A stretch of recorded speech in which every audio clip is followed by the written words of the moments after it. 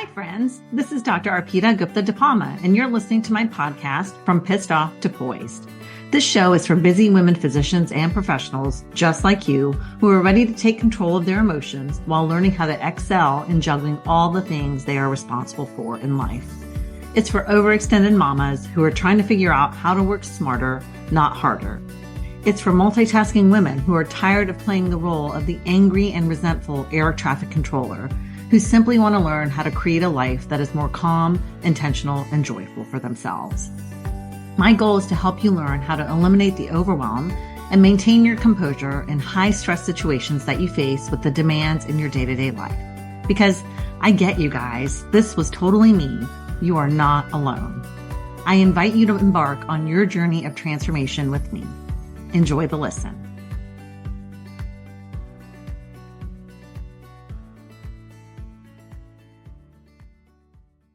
Hi guys, welcome back to another episode of From Pissed Off to Poised.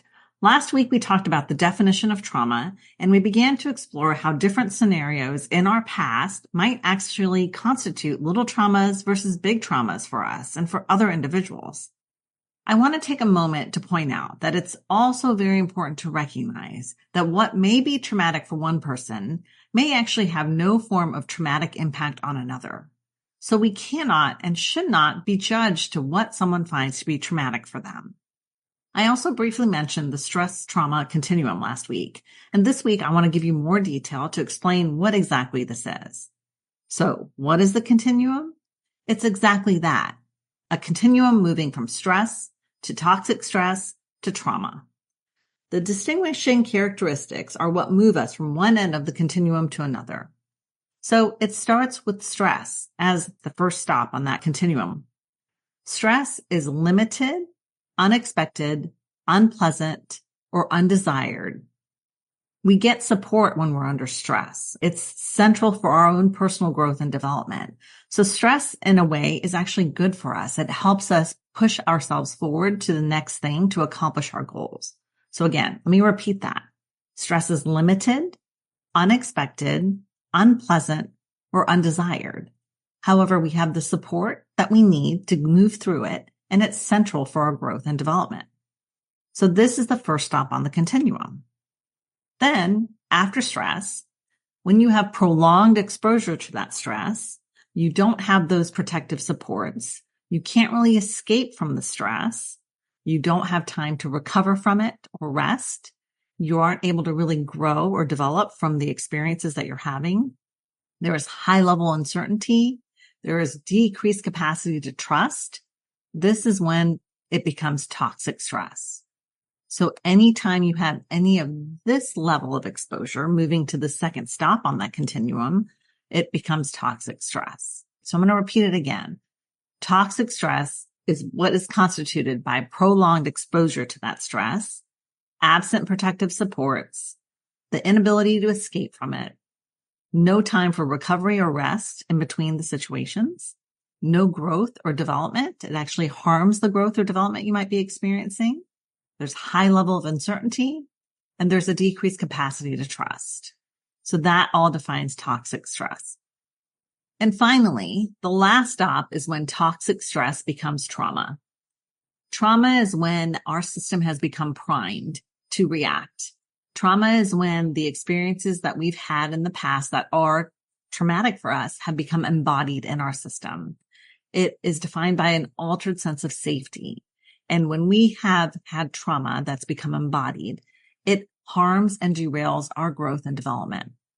And of course, there are distinguishing factors between little t's and big T's, as we've discussed. You know, what is a truly horrific, tragic event versus small, mini micro traumas that might have accumulated over time. The thing here is when we have these accumulation of little t's, it leads to this aggression. It might lead to apathy. It might lead to avoidance. But ultimately, when we have this accumulation, we will come to a point where we have a discharge, where we have the anger reaction come out after multiple little fires have been popping up in our life, when we've experienced multiple situations at the office that have led us to have overwhelm. It will look so different for each individual. So, for example, when you've had a rough day and things have been tough and fires have been coming at you, and you get home and you just need a minute and your husband so lovingly asks you, what's for dinner? And you blow up in his face. Okay. Part of this makes sense because as a mom who might be supporting the family, you are already feeling that overwhelm. You have cognitive overload from all of the things that you've been trying to troubleshoot and work through throughout the day. Okay. And then you have this social threat that somebody's asking you if you've fulfilled a certain need for the family that night. And your perception is that it's not done yet. Your perception is that I failed at my responsibility. And so we explode, we blow up, we react out of proportion to what really should be the reaction. We are simply hardwired for threat detection. It's protective. And once it's activated, it bypasses the logical decision-making part of our brain and activates our survival reactions. Our brains don't differentiate between physical threat and social threat, i.e., it doesn't differentiate between a saber-toothed tiger coming to attack us versus our day-to-day stressors in life.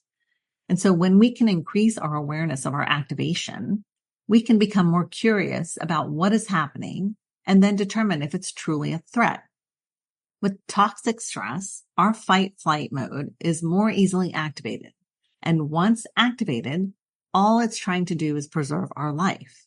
So once we're activated, that decision-making process in our brain becomes hijacked and we go into the fight, flight, freeze, or submit mode.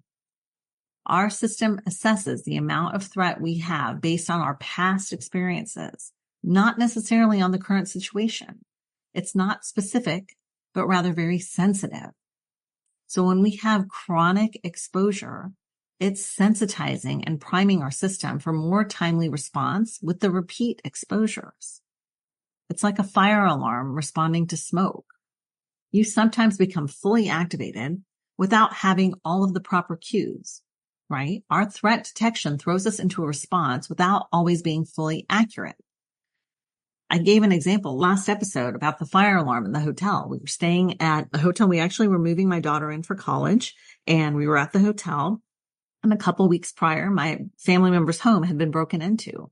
And so me working with the law enforcement and the security system people while they were out of town to help get everything in place to secure their home while they were away was really scary for me. It brought up a lot of fears about not being safe in our homes. And so when we were on this trip to get my daughter moved in, we were in the hotel and I remember, I think the fire alarm went off at like 3 a.m. at night and my brain immediately went to the house alarm going off and the noise and the sirens and this threat of I am not safe. I remember having severe palpitations. I couldn't even think. I couldn't really place myself for where I was physically. I was just panicking and I had to take a minute and stop and sit down on the bed and just breathe and say, you are okay. We're going to breathe. We're going to activate the sympathetic and parasympathetic here by slow exhaling and remind ourselves that we are safe. But that's how fast my body worked in that moment to try to protect me. Another example that I think of frequently for me is anytime there's a staff member who's calling out or indicating that they're not going to be in, my brain would go into fight or flight mode where we would have to prepare for the worst case scenario that they weren't returning, that we were going to be short staffed. So it's interesting to see and to look at how our body has created these mechanisms in effort to protect us. So I think one of the most important examples that we can all relate to as physicians is how we can start to build awareness around how our residency checkout list, I know for me personally, created a lot of urgency that things needed to be done to perfection. Okay. And this cascade of reactions is causing so much damage to your health and your day to day if you're allowing it to take over. And this is something that I had found I had allowed to take over in my life, where that perfectionism carrying into every single thing that I was doing every day was leading me into burnout. Okay. So this is important to notice where your body has created these protection measures that may not actually be protecting you. Our bodies are keeping score. And this is another amazing book that I haven't mentioned yet. The Body Keeps a Score by Bessel van der Kolk. I would highly recommend that if you're interested in learning more about trauma and how we hold on to it in our bodies, that you check out this book. Gabor Mate said, trauma is not what happens to you, it's what happens inside of you as a result of what happened to you. It is totally understandable why chronic exposure to toxic stress impacts our processing ability and overall capacity to handle life situations at any given time. And we can see how what may be traumatic to one person may not in any way impact another. Everybody's trauma is unique to them, and everybody's reactions to it are unique to them. Part of this is just holding space, creating a place where people feel safe to be vulnerable, to explore why they're reacting a certain way and how it makes sense for them. So in order to move out of this hijack mode that we talked about, when our brains and our bodies have jumped into the fight or flight, we have to really have a lot more recognition of what's going on. We have to be able to regulate ourselves. And then we have to lastly be able to reconnect to kind of repair what has evolved over time within us. And so the sooner we can recognize the embodied signals that we have when we are in an activating situation, the sooner you can disrupt the pathway and remain in choice. When we were in med school, we were pretty much trained to ignore our body's cues. We ignored the physical sensations when we had to use the bathroom or when we needed to sleep. And so we have to start to become aware of our bodies again. We have to build that awareness again so we can recognize the cues that our bodies are offering to us. And then we can ask ourselves, once we perceive something as being activated, that flutter in your heart, that tension in your shoulders, however it shows up for you, you can ask yourself, what am I perceiving as a threat right now? This disrupts the activation or progression down the stress trauma continuum. All right. So number one, you want to recognize your body cues. How is it showing up for you in your body?